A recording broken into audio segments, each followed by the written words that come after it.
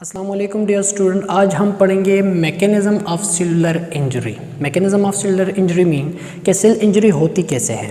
इससे पहले लेक्चर में हमने डिस्कस किया था कि सेल इंजरी क्यों होती है, कि कौन सी ऐसी वजह होती है जिसकी वजह से सेल इंजर हो जाता है। आज के लेक्चर में हम पढ़ेंगे कि कोई भी ऐसा सेल होता है जो कि इंजर होता है तो वो होता कैसे है। इसका मतलब ये है कि प्रीवियस लेक्चर में जैसे कि हमने डिस्कस किया था कि एक सेल होता है जिसका नॉर्मल स्ट्रक्चर एंड फंक्शन बरकरार होता है। अब किसी भी वजह से उसका जो नॉर्मल स्ट्रक्चर है, उसका जो नॉर्मल फंक्शन है वो ख़राब हो जाता है, तो that is called cell injury.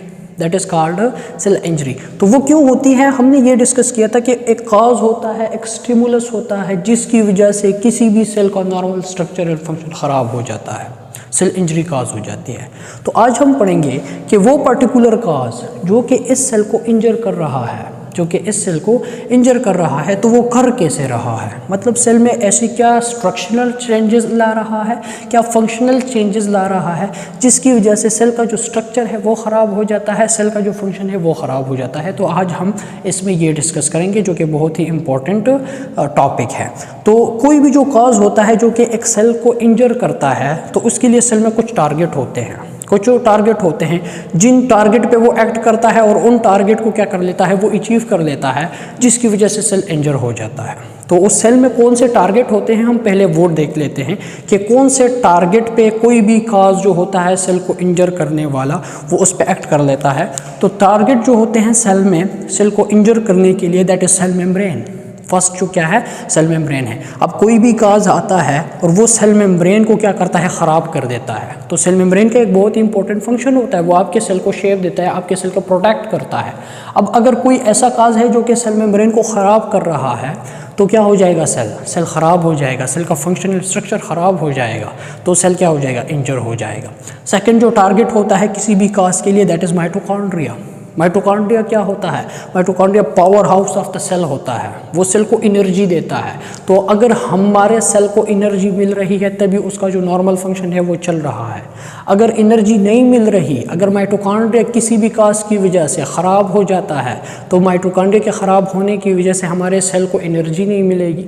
जब हमारे सेल को एनर्जी नहीं मिलेगी तो क्या हमारे सेल नॉर्मली फंक्शन परफॉर्म कर पाएंगे, नहीं। तो सेकंड जो टारगेट होता है किसी भी काज का जो कि सेल को इंजर कर सकता है, वो माइटोकॉन्ड्रिया को ख़राब करने के वजह से कर सकता है। थर्ड प्रोटीन्स को टारगेट करता है कि मैं किसी भी सेल के प्रोटीन्स को ख़राब कर दूं। कोई भी काज होता है वो किसी भी सेल के प्रोटीन को क्या कर देता है, ख़राब कर देता है। तो जब प्रोटीन्स ख़राब हो जाएंगे तो प्रोटीन्स क्या होते हैं, स्ट्रक्चरल प्रोटीन होते हैं, फंक्शनल प्रोटीन होते हैं, जो कि स्ट्रक्चर भी बनाते हैं सेल का और फंक्शन भी बनाते हैं सेल का। तो अगर प्रोटीन नहीं है, जितने भी एंजाइम्स होते हैं वो प्रोटीन इन नेचर होते हैं।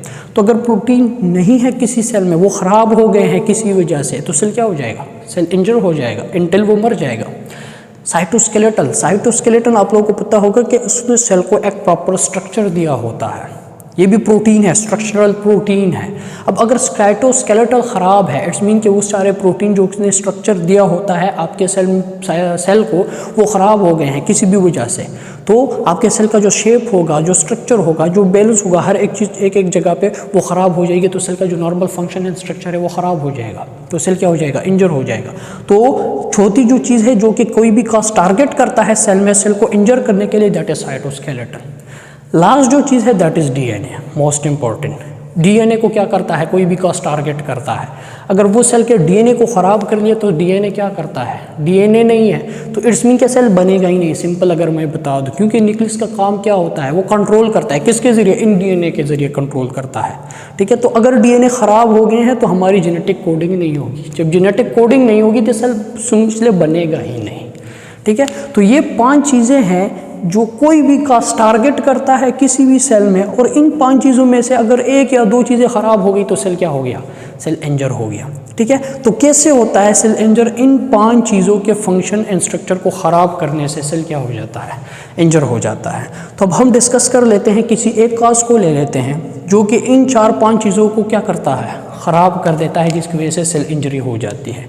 तो हमने प्रीवियस लेक्चर में कहा था कि एक स्टिमुलस होता है, जब हम एक काज ले लेते हैं, बाकी सारे काज जो हैं वो ऐसे ही अपना एक्शन परफॉर्म करते हैं। हम एक काज ले लेते हैं हाइपोक्सिया। हाइपोक्सिया हम क्यों लेते हैं? क्योंकि हाइपोक्सिया में ऑलमोस्ट सारी चीज़ें ख़राब हो सकती है।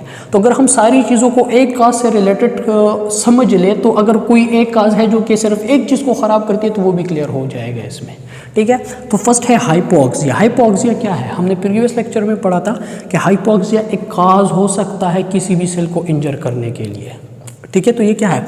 ये एक पॉजिटिव एजेंट है सेल को इंजर करने के लिए। अब हम पहले नॉर्मल देख लेते हैं। What is hypoxia? Hypoxia mean oxygen का डिक्रीज हो जाना। ऑक्सीजन क्या हो जाना? ऑक्सीजन का डिक्रीज हो जाना। किसी भी सेल को जो नॉर्मल अमाउंट में ऑक्सीजन मिल रहा है, वो ऑक्सीजन जब कम हो जाए, उस सेल को उस नॉर्मल अमाउंट में ना मिले या ऑक्सीजन मिले ही ना किसी भी सेल को, तो that is called hypoxia. That is called hypoxia. तो अगर किसी सेल को हम देख लेते हैं नॉर्मल क्या होता है। अगर किसी सेल को नॉर्मल अमाउंट में, यहाँ पे हाइपोक्सिया नहीं है, यहाँ पे क्या है? यहाँ पे ये नॉर्मल है, यहाँ पे ये क्या है? ये नॉर्मल है। अगर किसी सेल को, ये क्या है? ये एक सेल है, ये क्या है? एक सेल मैंने बनाया है। ये क्या है? नॉर्मल अमाउंट में ऑक्सीजन जो है वो किसी सेल को मिल रहा है, ठीक है। अब यहाँ पे नॉर्मल अमाउंट में क्या मिल रहा है? ऑक्सीजन मिल रहा है। तो जब नॉर्मल अमाउंट में किसी भी सेल को ऑक्सीजन मिलता है, तो यहाँ पे सेल के अंदर क्या होता है? सेल के अंदर होता है ग्लूकोज। सेल के अंदर क्या होता है? ग्लूकोज होता है। ग्लूकोज क्या है? मेजर सोर्स ऑफ एनर्जी है। सेल ग्लूकोज से ज़्यादा अमाउंट में एनर्जी हासिल करता है। कैसे हासिल करता है? ग्लाइकोलिसिस के ज़रिए। इस प्रोसेस होता है that is called glycolysis. That is called glycolysis. Glucose की ब्रेकडाउन होती है सेल के अंदर, जिससे हमें एनर्जी मिलती है। कैसे मिलती है? कि कुछ स्टेप के ज़रिए ग्लूकोज ब्रेक हो जाता है और कन्वर्ट हो जाता है इनटू पायरुवेट। किस चीज़ में कन्वर्ट हो जाता है? पायरुवेट में। हम डिटेल से पढ़ेंगे सेलुलर मेटाबॉलिज्म में, बायो एनर्जेटिक्स में, glycolysis, Krebs cycle, electron transport chain. यहाँ पे हम जस्ट कॉन्सेप्ट क्लियर करते हैं, ठीक है। तो ग्लाइकोलिसिस में क्या होता है? ग्लूकोज की ब्रेकडाउन होती है किसी भी सेल के अंदर, पायरुवेट में कन्वर्ट होता है। वो पायरुवेट जाता है पहले क्रेब्स साइकिल में। किस चीज़ में? क्रेब्स साइकिल में। फिर क्रेब्स साइकिल के बाद ये जाता है माइटोकॉन्ड्रिया में। वो माइटोकॉन्ड्रिया में क्या होता है? माइटोकॉन्ड्रिया में अब ऑक्सीजन की मौजूदगी में, किस चीज़ की मौजूदगी में? ऑक्सीजन की मौजूदगी में क्या बनती है? एटीपी बनती है। क्या बनती है? एटीपी। एटीपी क्या है? एटीपी एनर्जी है। एटीपी क्या है? एनर्जी है। तो जब किसी भी ग्लूकोज से ऑक्सीजन की मौजूदगी में with in the mitochondria ATP बनती है, तो that is called aerobic respiration.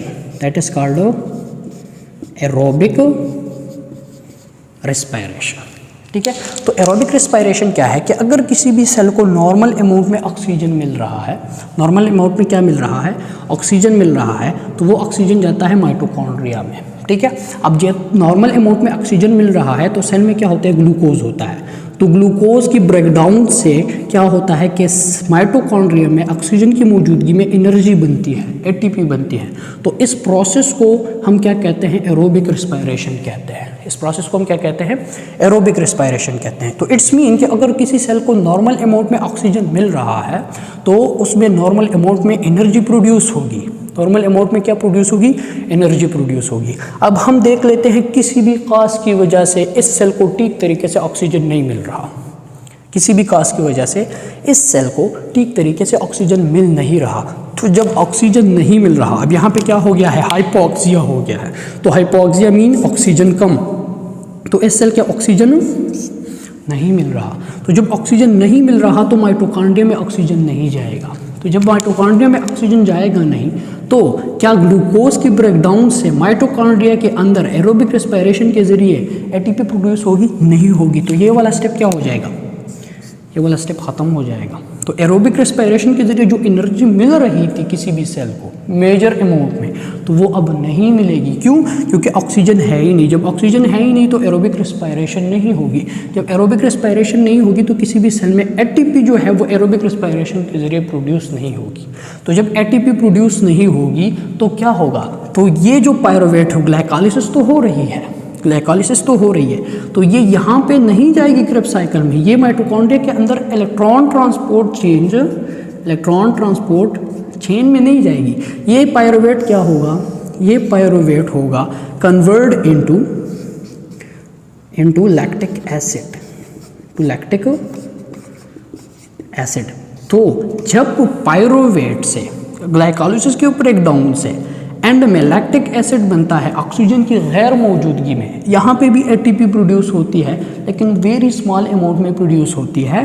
तो जब ऑक्सीजन की गैर मौजूदगी में ग्लूकोज की ब्रेकडाउन से एनर्जी प्रोड्यूस होती है और एंड में लैक्टिक एसिड बनता है, तो इस प्रोसेस को हम कहते हैं एनएरोबिक रेस्पिरेशन। नेम क्या कहते हैं? Anaerobic respiration. तो क्या हो रहा है, जब ऑक्सीजन पहले ठीक था तो सब कुछ ठीक हो रहा था, अब ऑक्सीजन नहीं मिल रहा किसी सेल को, तो एरोबिक रेस्पिरेशन क्या हो जाएगी? एरोबिक रेस्पिरेशन ख़त्म हो जाएगी, एरोबिक रेस्पिरेशन नहीं होगी। तो एरोबिक रेस्पिरेशन जब नहीं होगी तो ग्लूकोज की ब्रेकडाउन होगी, लेकिन उससे लैक्टिक एसिड बनेगा एनएरोबिक रेस्पिरेशन के ज़रिए। और जब लैक्टिक एसिड बनता है तो एसिड क्या है? लैक्टिक एसिड क्या है? एसिड है। क्या है? एसिड है। तो सेल के अंदर एसिडिटी क्या हो जाएगी? सेल के अंदर एसिडिटी क्या हो जाएगी? एसिडिटी इंक्रीज़ हो जाएगी। और आपको पता है कि जब सेल के अंदर एसिडिटी इंक्रीज़ हो जाती है, पीएच क्या हो जाता है? बहुत ही ज़्यादा डिक्रीज़ हो जाता है। तो सेल के अंदर कुछ ऐसे एंजाइम होते हैं जो कि एसिडिक एनवायरनमेंट में काम करना छोड़ देते हैं, जो कि एसिडिक एनवायरनमेंट में काम करना छोड़ जाते हैं। तो यहाँ पे जो कुछ एंजाइम होंगे, कुछ क्या होंगे? एंजाइम होंगे, और वो एंजाइम जो है वो काम करना बंद कर देंगे। कुछ एंजाइम जो है वो काम करना बंद कर देंगे। जब एसिडिटी की वजह से एंजाइम काम करना बंद कर देंगे तो आपके जितने भी मेटाबॉलिक एंजाइम होंगे कुछ, वो मेटाबॉलिज्म से ख़त्म हो जाएंगे, वो मेटाबॉलिज्म नहीं कर पाएंगे। क्यों? क्योंकि वो डीनेचर हो जाते हैं एसिडिक एनवायरनमेंट की वजह से। तो आप लोग की मेटाबॉलिज्म क्या हो जाएगी? कॉम्प्रोमाइज़ हो जाएगी। सेल क्या हो जाएगा? सेल वीक हो जाएगा। सेल क्या हो जाएगा? वीक हो जाएगा। सेकंड, ऑक्सीजन नहीं मिल रहा, एटीपी प्रोड्यूस नहीं हो रही, एटीपी प्रोड्यूस नहीं हो रही एरोबिक रेस्पिरेशन के ज़रिए। अब पहले जब नॉर्मल अमाउंट में एटीपी प्रोड्यूस हो रही थी, जब नॉर्मल अमाउंट में एटीपी प्रोड्यूस हो रही थी, तो इधर साइटोप्लाज्म सेल मेम्ब्रेन पे, इधर सेल मेम्ब्रेन पे दो किस्म के चैनल होते हैं, दो किस्म के चैनल या पंप होते हैं। एक ये वाला पंप, इसे हम क्या कहते हैं? इसे हम कहते हैं sodium potassium pump, sodium potassium pump. But ये कौन सा पंप होता है? ये होता है एटीपीएस। ये क्या होता है? ATPase. ATPase dependent sodium potassium pump होता है। सेकंड, यहाँ पे एक और पंप होता है, that is called calcium ATPase pump, that is called calcium ATPase pump. अब ये दोनों पंप जो होते हैं, sodium potassium ATPase pump and calcium ATPase pump, इनका काम क्या होता है? इनका काम ये होता है कि ये बाहर से क्या करते हैं? ये बाहर से ये बाहर से दो पोटेशियम अंदर लेके आते हैं और अंदर से तीन सोडियम बाहर लेके जाते हैं। अब नॉर्मली क्या होता है कि बाहर एक्स्ट्रा सेलुलर, अब अगर ये सेल है तो ये सेल का बाहर वाला इन्वायरमेंट है, ये सेल का अंदर वाला इन्वायरमेंट है। अब नॉर्मली क्या होता है कि सेल के बाहर सोडियम बहुत ही ज़्यादा होता है, सोडियम क्या होता है? बहुत ही ज़्यादा होता है। अंदर पोटेशियम बहुत ही ज़्यादा होता है। अब यहाँ पे ये पंप जो है ये क्या काम कर रहा है? ये सोडियम को अगेंस्ट द कंसंट्रेशन ग्रेडियंट, बाहर बहुत ज़्यादा है, ये और बाहर against the concentration gradient already ज़्यादा, ये और ज़्यादा कर रहा है। तो इसे एक एनर्जी चाहिए होती है जो कि इस सोडियम को अगेंस्ट द कंसंट्रेशन बाहर पंप कर सके। वो एनर्जी कौन देता है? वो ये एटीपी से लेता है। एटीपी यहाँ पे यूटिलाइज हो जाती है और ये तीन सोडियम को बाहर लेके चला जाता है अगेंस्ट द कंसंट्रेशन ग्रेडियंट, और अंदर पोटेशियम बहुत ज़्यादा होता है और ये अगेंस्ट द कंसंट्रेशन पोटेशियम को अंदर लेके आता है। तो इसके लिए इसको एनर्जी चाहिए होती है, और वो एनर्जी इसे कौन देता है? वो एरोबिक रेस्पिरेशन के जरिए जो मैक्सिमम अमाउंट में एटीपी प्रोड्यूस हो रही होती है, वो ये एटीपी इसे एनर्जी देता है।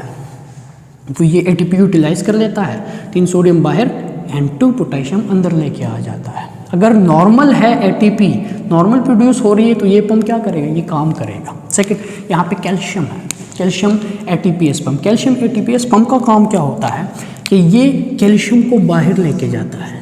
ये क्या करता है? ये कैल्शियम को बाहर लेके जाता है।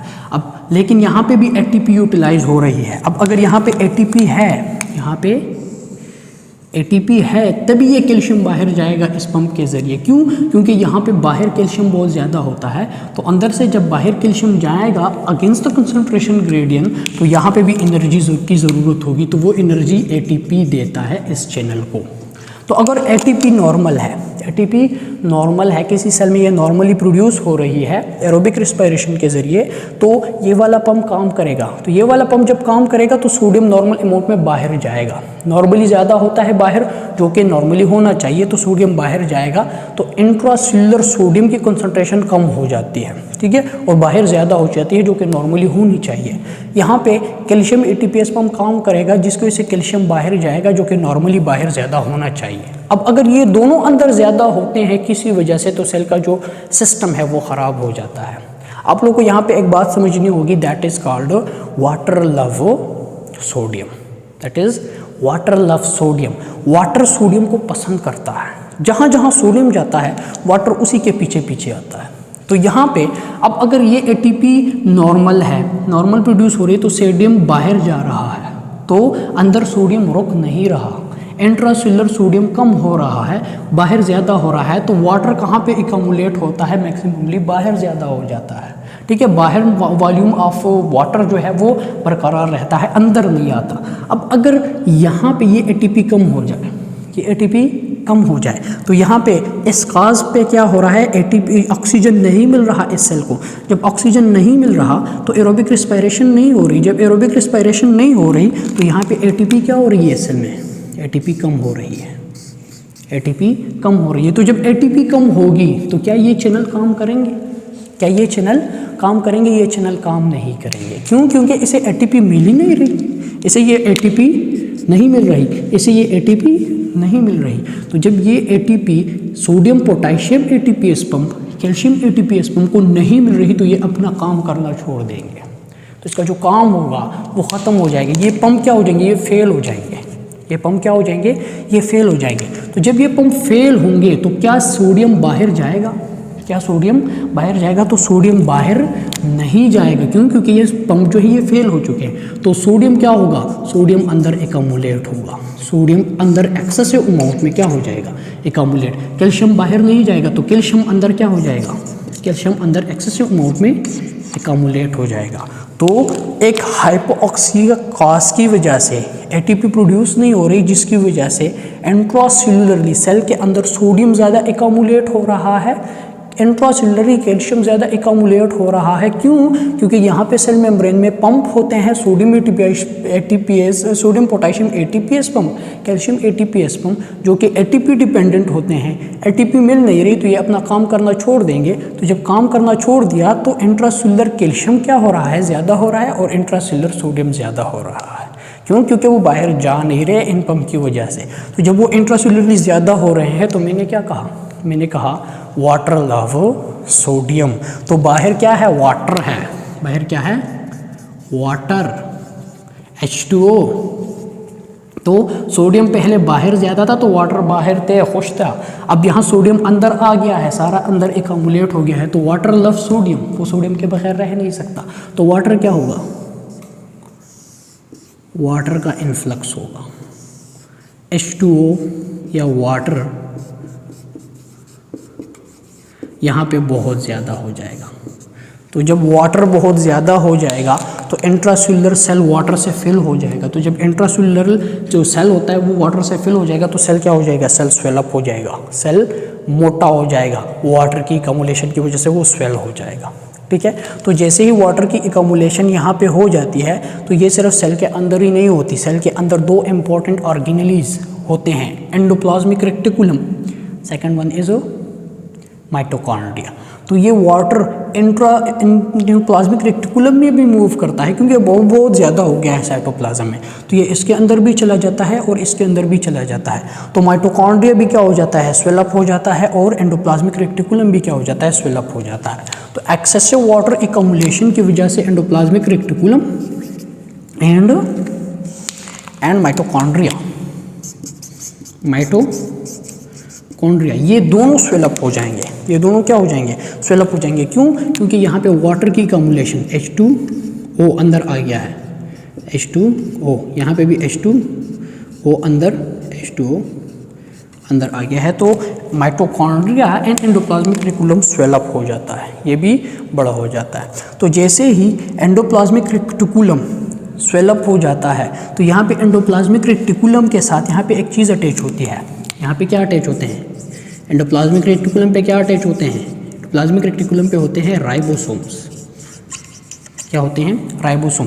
तो जब ये स्वेलअप हो जाएंगे तो ये राइबोसोम्स इससे क्या हो जाएंगे, ये राइबोसोम्स इससे डिटैच हो जाएंगे, राइबोसोम्स इससे क्या हो जाएंगे, डिटैच हो जाएंगे। तो जब राइबोसोम इससे डिटैच हो जाएंगे तो ये प्रोटीन नहीं बना पाएंगे, ये प्रोटीन नहीं बना पाएंगे। तो जब प्रोटीन्स नहीं बनेंगे, प्रोटीन्स नहीं बनेंगे तो इंट्रासेलुलरली प्रोटीन्स जो होते हैं वो स्ट्रक्चर भी बनाता है किसी सेल का, वो फंक्शन भी परफॉर्म करते हैं।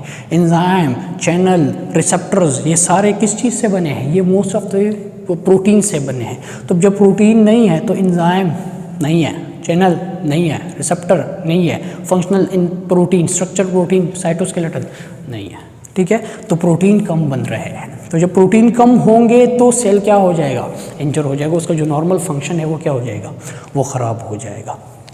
सेकंड, यहाँ पे ये कैल्शियम जैसे ही इकमुलेट होता है, ये कैल्शियम जैसे ही यहाँ पे इकमुलेट होता है, फॉर एग्जांपल यहाँ पे कैल्शियम क्या हो रहा है, ज़्यादा, ये कैल्शियम क्या हो रहा है, ज़्यादा। क्यों, क्योंकि इंट्रासेलुलर इकमुलेशन हो रही है। तो जितना ज़्यादा कैल्शियम यहाँ पे इकमुलेट होता है तो कैल्शियम फिर हम आगे जाके पढ़ेंगे, ये यहाँ पे एक एंजाइम को एक्टिवेट करता है और इस एंजाइम का नाम क्या है, फास्फोलाइपेज। उसका नाम क्या है, फास्फोलाइपेज। फास्फोलाइपेज क्या करता है, फास्फोलाइपेज इस सेल मेम्ब्रेन पे एक्ट करता है।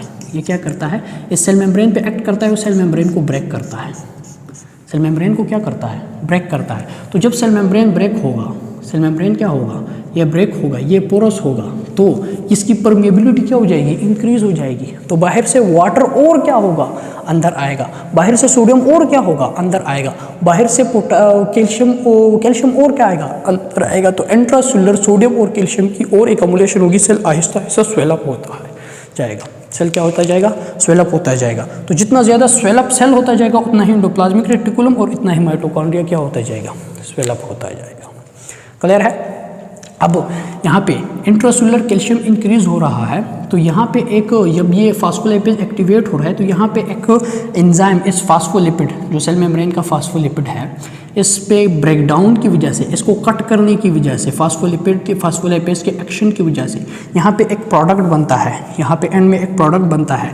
That product is called IP3, that is called IP3, inositol triphosphate, inositol triphosphate. तो एनेसिटोल ट्राइफॉस्फेट क्या करता है, एनेसिटोल ट्राइफॉस्फेट यहाँ पे क्या करता है कि यहाँ पे ये एनेसिटोल ट्राइफॉस्फेट IP3 क्या करता है, ये इस एंडोप्लाज्मिक रेटिकुलम पे एक्ट करता है, ये इस पे क्या करता है, एक्ट करता है, और इस माइटोकॉन्ड्रिया पे एक्ट करता है। ये इस एंडोप्लाज्मिक रेटिकुलम और इस माइटोकॉन्ड्रिया पे एक्ट करता है, और यहाँ से क्या होता है, यहाँ से एक्सेसिव अमाउंट में कैल्शियम रिलीज होता है। यहाँ पे IP3 की मौजूदगी में IP3 क्या करता है, कैल्शियम को एक्सेसिव अमाउंट में माइटोकॉन्ड्रिया एंड एंडोप्लाज्मिक रेटिकुलम से साइटोप्लाज्म में रिलीज कराता है। क्या कराता है, रिलीज कराता है। तो IP3 and as well as water की अकोमोडेशन की स्वेलअप की वजह से यहाँ पे इसकी परमिएबिलिटी क्या हो जाएगी, इंक्रीज हो जाएगी। तो एंडोप्लाज्मिक रेटिकुलम में क्या स्टोर होता है, एक्सेसिव अमाउंट में कैल्शियम स्टोर होता है। माइटोकॉन्ड्रिया में क्या स्टोर होता है, कैल्शियम स्टोर होता है। तो यहाँ पे जब परमिएबिलिटी इंक्रीज हो रही है तो कैल्शियम बाहर जाएगा कि नहीं जाएगा, कैल्शियम बाहर जाता है। यहाँ पे जब परमिएबिलिटी, जब माइटोकॉन्ड्रिया स्वेलअप हो जाएगा तो यहाँ पे पोर्स ओपन हो जाएंगे। तो पोर्स जैसे ही ओपन होंगे तो इंट्रा जो मैट्रिक्स होता है माइटोकॉन्ड्रिया के, वहाँ पे जो कैल्शियम स्टोर होता है वो सारा का सारा बाहर जाएगा कि नहीं जाएगा, तो वो भी सारा का सारा बाहर चला जाएगा। तो इंट्रासेलुलरली साइटोप्लाज्म में कैल्शियम बहुत ही ज़्यादा हो जाएगा, कैल्शियम बहुत ही ज़्यादा हो जाएगा। अब ये जो कैल्शियम होता है ये नॉर्मली बाहर जाना चाहिए, लेकिन ये सेल के अंदर एकामुलेट हो रहा है। और जब कैल्शियम सेल के अंदर एकामुलेट होता है तो कैल्शियम बड़ा ही ख़तरनाक हो जाता है। फिर सेल क्या होता है, कैल्शियम क्या हो जाता है, बड़ा ही ख़तरनाक हो जाता है। ये कैसे ख़तरनाक होता है, ये दो काम करता है यहाँ पे। फिर ये क्या करता है, दो काम करता है। पहला मैंने एक बता दिया कि ये क्या करता है, ये फास्फोलाइपेज को एक्टिवेट करता है, जिसकी वजह से सेल मेम्ब्रेन ब्रेक होती है। सेल मेम्ब्रेन क्या होती जाती है, ब्रेक हो जाती है, उसकी परमिएबिलिटी इंक्रीज हो जाती है, पोरस हो जाती है, जिसकी वजह से इंट्रासेलुलरली चीज़ों की मूवमेंट स्टार्ट हो जाती है, wanted and unwanted both. Accumulation हो जाती है, क्रश बन जाता है, इंट्रासेल्युलर सारी चीज़ों से भर जाता है। सेकंड, यहाँ पे एक और एंजाइम को एक्टिवेट करता है, दैट इज प्रोटीएज, प्रोटीएज। अब प्रोटीएज एक्टिवेट होंगे तो प्रोटीएज क्या करेंगे, ये प्रोटीन को ब्रेक करेंगे। ये क्या करेंगे, प्रोटीन ब्रेक, प्रोटीन को काटेंगे। प्रोटीएज का काम क्या है, प्रोटीन को ब्रेक करना। तो यहाँ पे साइटोप्लाज्म में जितने भी स्ट्रक्चरल प्रोटीन होंगे, फॉर एग्जांपल साइटोस्केलेटल हो गया, तो साइटोस्केलेटल क्या है, स्ट्रक्चरल प्रोटीन है। तो जब प्रोटीएज एक्टिवेट होंगे तो वो स्ट्रक्चरल प्रोटीन को क्या करेंगे, ब्रेक करेंगे।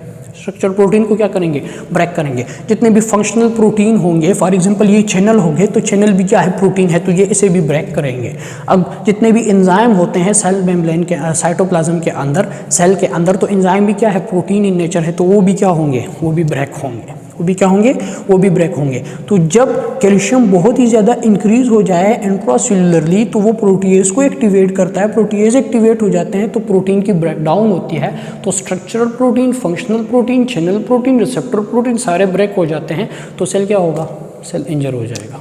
सेल क्या हो जाएगा, सेल इंजर हो जाएगा। उसका जो नॉर्मल स्ट्रक्चर एंड फंक्शन है वो ख़राब हो जाएगा। तो अल्टीमेटली इसे हम क्या कहते हैं, इसे हम इंजरी कहते हैं।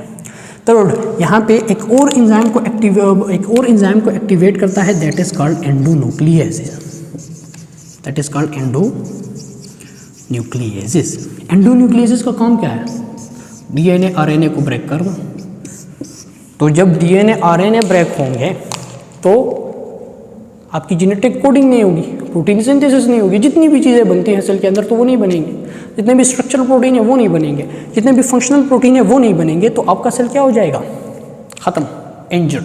ठीक है, तो कैल्शियम क्या करता है, फास्फोलिपेज को एक्टिवेट करता है, प्रोटीएज को एक्टिवेट करता है, एंडोन्यूक्लियोसिस को एक्टिवेट करता है। एक और एंजाइम को ये एक्टिवेट करता है, that is called ATPases, that is called ATPases. ATPase का काम क्या है, एटीपी को ख़त्म करना, एटीपी को ब्रेक करना। तो नॉर्मली हमारी बॉडी में जितने भी सेल के अंदर चीज़ें चल रही होती है, मेटाबॉलिज्म होती है, कैटाबॉलिज्म होती है, रिएक्शंस होते हैं, चीज़ें बनती हैं, तो वो किसकी मौजूदगी में बनती है, एनर्जी की मौजूदगी में बनती है, that energy is called ATP.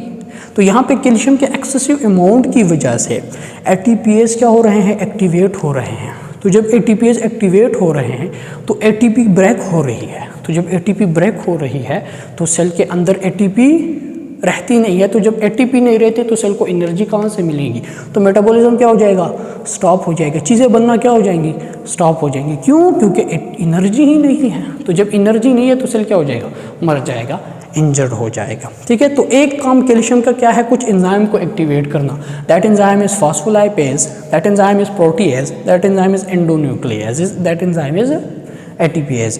तो ये फास्फोलिपेज एक्टिवेट हो रहा है, सेल मेम्ब्रेन ब्रेक हो रहा है, फास्फोलिपिड ब्रेक हो रहे हैं, प्रोटीएज एक्टिवेट हो रहे हैं, प्रोटीन खत्म हो रहे हैं, एंडोन्यूक्लियोसिस डीएनए खत्म हो रहा है, एटीपीएज एटीपी खत्म हो रही है। तो जब ये सारी चीज़ें खत्म होंगी तो सेल क्या हो जाएगा, उसका जो नॉर्मल स्ट्रक्चर और फंक्शन है वो ख़राब हो जाएगा, तो सेल क्या हो जाएगा, इंजर हो जाएगा। सेकंड, यहाँ पे ये जो कैल्शियम होता है ये एक और काम करता है, ये एक और काम करता है। ये काम क्या होता है, ये यहाँ पे माइटोकॉन्ड्रिया में एक चैनल होता है, पोर्स होते हैं, क्या होते हैं, पोर्स होते हैं।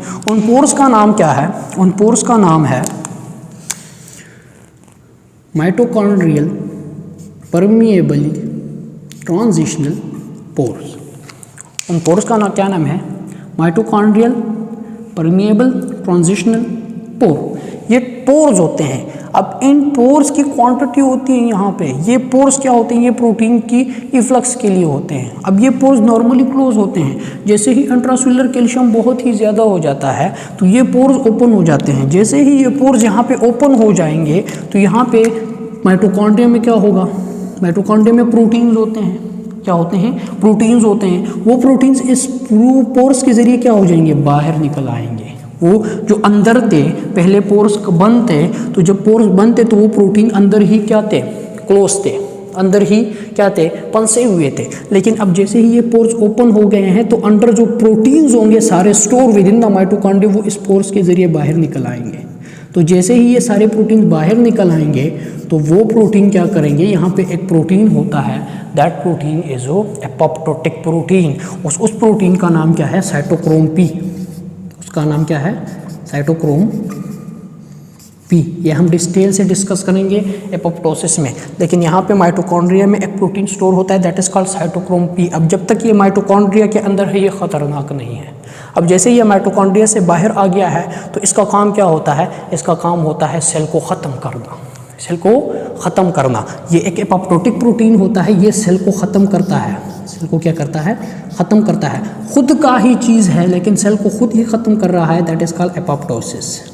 तो ये क्या है, ये एपोप्टोसिस प्रोटीन है, एपोप्टोसिक प्रोटीन है, ठीक है। तो ये बाहर आ रहा है। अब इसके अलावा यहाँ पे माइटोकॉन्ड्रिया में क्या होते हैं, माइटोकॉन्ड्रिया में जब एटीपी प्रोड्यूस होती है ना, जब एटीपी प्रोड्यूस होती है एरोबिक रेस्पिरेशन के ज़रिए, यहाँ पे एक चीज़ प्रोड्यूस होता है that is called ROS, reactive oxygen species, reactive oxygen species. तो ये नॉर्मली प्रोड्यूस होती है। तो जब वो माइटोकॉन्ड्रिया का सेल मेम्ब्रेन नॉर्मल होता है तो ये यहाँ पे एक कुछ एंजाइम होते हैं, डीम्यूटेज एंजाइम होते हैं, वो इन रिएक्टिव ऑक्सीजन स्पीशीज़ को डिग्रेड करते हैं। जैसे ही बन जाते हैं डीम्यूटेज के ज़रिए वो क्या हो जाते हैं, वो इनको म्यूटेज कर लेते हैं, इनको ब्रेक कर लेते हैं, इनको ख़त्म कर लेते हैं। यहाँ पे ही इसको क्या कर लेते हैं, न्यूट्रलाइज कर लेते हैं। अब जैसे ही यहाँ पे ये पोर्स प्रोड्यूस हो गए हैं, इसकी परमिएबिलिटी इंक्रीज हो गई है, तो ये अंदर क्या होगा, ये अंदर फंसेगा नहीं। जैसे ही ये प्रोड्यूस होगा ये बाहर आएगा,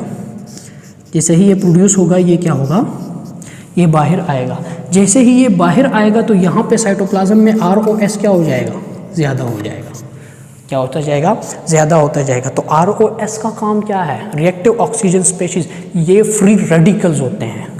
जैसे कि नाम से ही जाहिर है, रिएक्टिव, रिएक्टिव क्या है, रिएक्शन को इंक्रीज करने वाला, हाईली रिएक्टिव, ये रिएक्शन कराता है, हर चीज़ में रिएक्ट करता है, हर चीज़ में रिएक्ट करता है, ठीक है। तो ये फ्री रेडिकल्स होते हैं ऑक्सीजन के, जिसमें ये एबिलिटी होती है कि हर चीज़ के साथ ये रिएक्ट कर सकता है।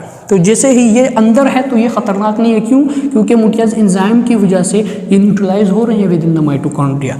लेकिन अब मुख्तलिफ वजूहात की वजह से माइटोकॉन्ड्रियल मेम्ब्रेन क्या हो रही है, परमिएबल हो रही है। तो जैसे ये रिएक्टिव ऑक्सीजन स्पेशीज़ यहाँ पे अंदर होते हैं वो बाहर आ रहे हैं। तो जैसे ये बाहर आ रहे हैं तो ROS क्या करते हैं, ये हर चीज़ के साथ रिएक्ट करते हैं। फर्स्ट ये क्या करते हैं, first cell membrane, cell membrane के साथ रिएक्ट करते हैं, सेल मेम्ब्रेन के स्ट्रक्चर को ख़राब कर देते हैं। वहाँ पे क्या कर देते हैं, ऑक्सीडेशन रिएक्शन कर लेते हैं, सेल मेम्ब्रेन को क्या कर लेते हैं, ख़राब कर देते हैं।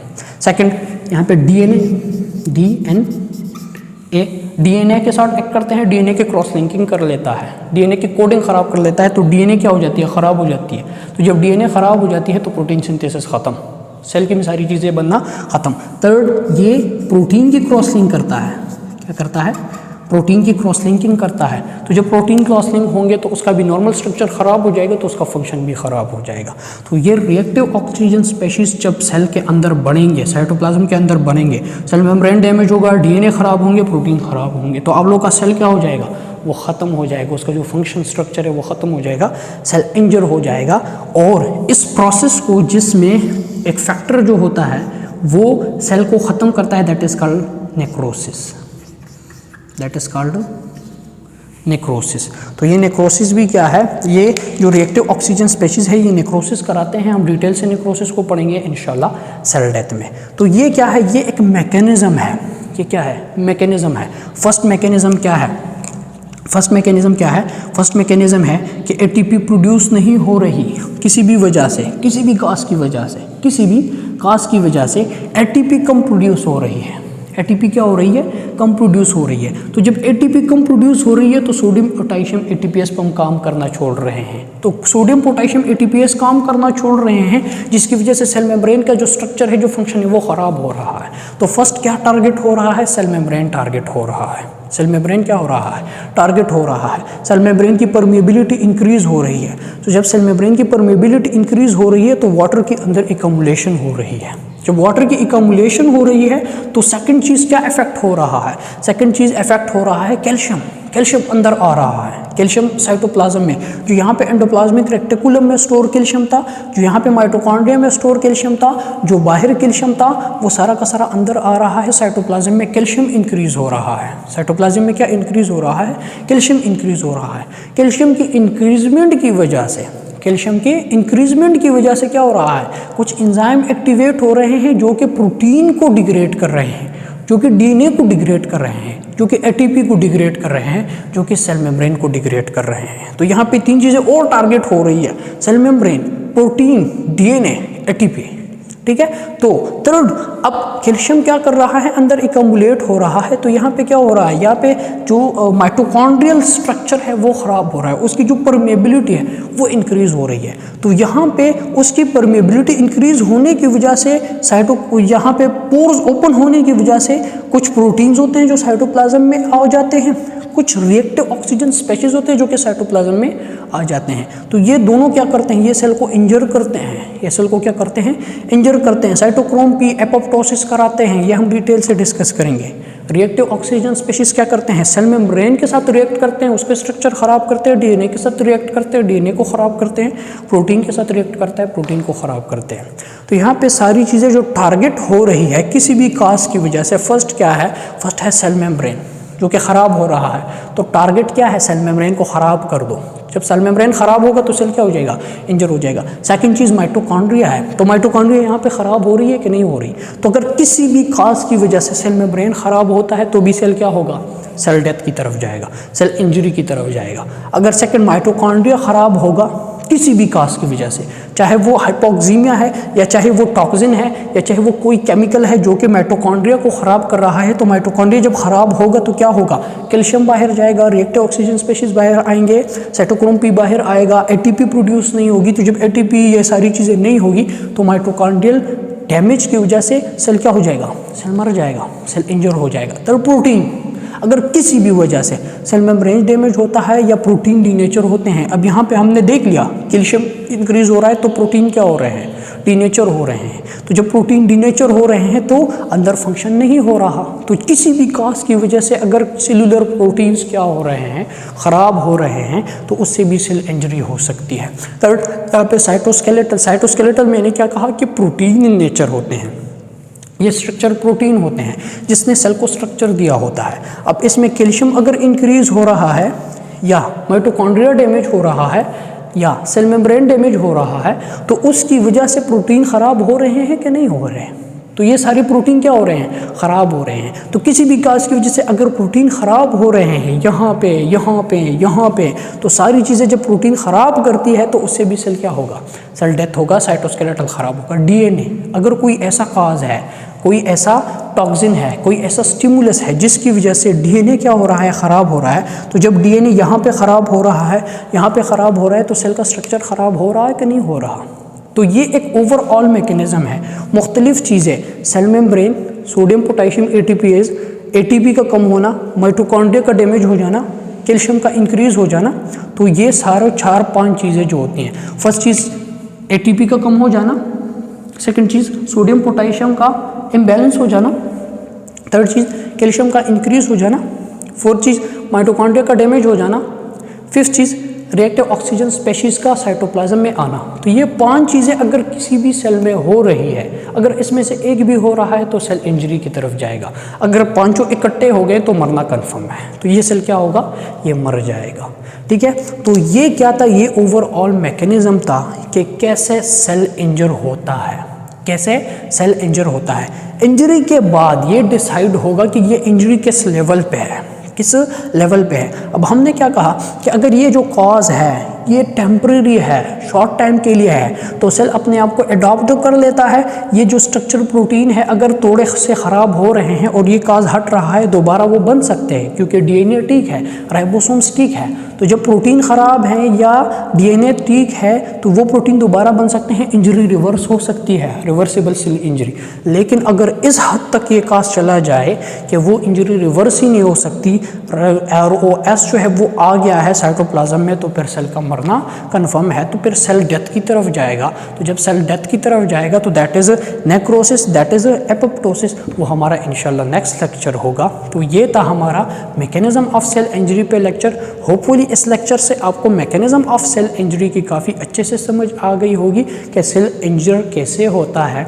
नेक्स्ट लेक्चर होगा हमारा सेल डेथ पे, कि सेल डेथ कैसे होती है, नेक्रोसिस एंड एपोप्टोसिस पे।